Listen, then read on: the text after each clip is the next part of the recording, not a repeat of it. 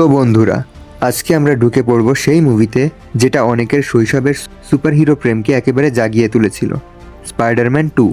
এটা শুধু একটা সুপারহিরো মুভি না, এটা একটা মানসিক যুদ্ধ, দায়িত্ব এবং ভালোবাসার কাহিনী। তো চলো শুরু করা যাক। মুভির শুরুতেই দেখা যায় পিটার পার্কারের জীবন একেবারেই উল্টে গিয়েছে। সে এখন পিৎজা ডেলিভারির কাজ করে, কিন্তু দেরি হওয়ায় এই চাকরিটাও চলে যায়। ক্লাসে দেরি করে আসার কারণে প্রফেসর তাকে বলে, তুমি বুদ্ধিমান কিন্তু অলস। ওর সেরা বন্ধু হ্যারি এখন আর তার সাথে কথা বলে না, কারণ সে ভাবে স্পাইডারম্যান তার বাবাকে মেরে ফেলেছে। আর এমজে, সে তো এখন পিটারের দুনিয়ার অনেক বাইরে চলে গেছে। আর দুঃখের বিষয়, পিটারের স্পাইডারম্যান পাওয়ার ঠিকভাবে কাজ করছে না। মানে বেচারা একদমই কনফিউজড। সব কিছুরই 12টা বেজে গেছে। এবার এন্ট্রি নেন ডক্টর অটো অক্টাভিয়াস, একজন প্রতিভাবান বিজ্ঞানী যাকে পিটার খুবই সম্মান করে। ডাক্তার সাহেব সূর্যের শক্তি দিয়ে সাস্টেনেবল এনার্জি তৈরি করতে চান। তার ডায়লগ ছিল খুবই ইন্সপায়ারিং। তার মতে জ্ঞান হচ্ছে ঈশ্বরের আশীর্বাদ এবং এটাকে মানব কল্যাণে কাজে লাগানো উচিত। কিন্তু তার এক্সপেরিমেন্ট ফেল করে, স্ত্রী মারা যায় আর তার 4টা মেকানিক্যাল আর্ম ওর স্নায়ুতন্ত্রের সাথে যুক্ত হয়ে যায়।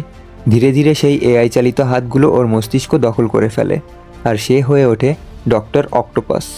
পিটার তখন এতটাই হতাশ থাকে যে সে ঠিক করে সে আর স্পাইডারম্যান থাকবে না। সেই আইকনিক সিনটার কথা মনে আছে? পিটার রেইনের মধ্যে কস্টিউমটা ডাস্টবিনে ফেলে দেয় আর পিছনে গান বাজতে থাকে। Rain drops keep falling in my head. সিনটা অসাধারণ ছিল। পিটার নিজের মতো করে জীবনটা আবার গুছিয়ে নিতে শুরু করে।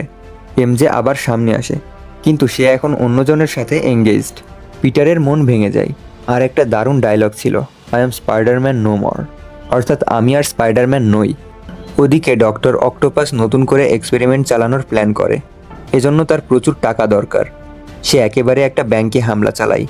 পিটার তখন তার চাচির সঙ্গে ব্যাংকেই ছিল। তো ব্যাস, আর তো কাহিনী লাগে না। স্পাইডারম্যান আবার ফর্মে ফিরে আসে আর শুরু হয় ব্যাংক ফাইট সিন। দুজনের ফাইট আর আন্টিকে বাঁচানো, সব মিলিয়ে এই অংশটা ফুল অন থ্রিলিং। আন্ট মেয়েও তখন সাহস দেখায়। সে মনিও বলেই এক ঘুষি মেরে দেয় অক্টোপাসের একটা রোবোটিক হাতে। এরপর ডক্টর অক্টোপাস এমজেকে কিডন্যাপ করে। পিটার তখন খুঁজতে খুঁজতে পৌঁছায় ট্রেনে। ব্যাস এইখানেই শুরু হয়ে যায় মুভির সবচেয়ে iconic fight, the train fight scene. Doctor octopus train ছেড়ে দেয়। পিটার নিজের জাল ছুঁড়ে এবং দেহ দিয়ে ট্রেনটা থামানোর চেষ্টা করে। এই দৃশ্যটা একেবারেই কিংবদন্তি মতো ছিল। তো এরপর পিটার অনেক ক্লান্ত হয়ে পড়ে এবং তার মাস্ক খুলে যায়।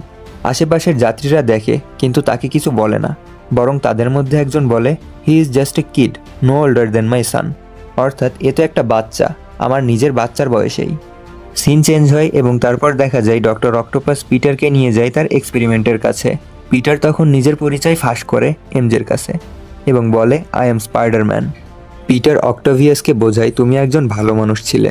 তখন ডাক্তার নিজের ভুল বুঝতে পারে এবং সেই আইকনিক ডায়লগটা বলে, I will not die a monster, অর্থাৎ আমি দানব হয়ে মৃত্যুবরণ করতে চাই না। সে তার এক্সপেরিমেন্ট সহ নিজেকে পানিতে ডুবিয়ে দেয়, শহরটাকে বাঁচানোর জন্য নিজের জীবন দেয়। বলতে গেলে এটাই ছিল তার প্রায়শ্চিত্ত। শেষের দিকে এমজে সব কিছু জানার পরেও পিটারের পাশে থাকার সিদ্ধান্ত নেয় এবং সে বলে, আমি তোমার সাথেই থাকতে চাই, এখানেই, এবং আমি শুধু একটা কথাই জানি যে আমি তোমাকে ভালোবাসি। এবং ওরা আবার একসঙ্গে থাকা শুরু করে। এবং বন্ধুরা, এভাবেই শেষ হয় স্পাইডারম্যান 2, যেখানে শুধু স্পাইডারম্যান না, পিটার পার্কার নিজেও হিরো হয়ে ওঠে।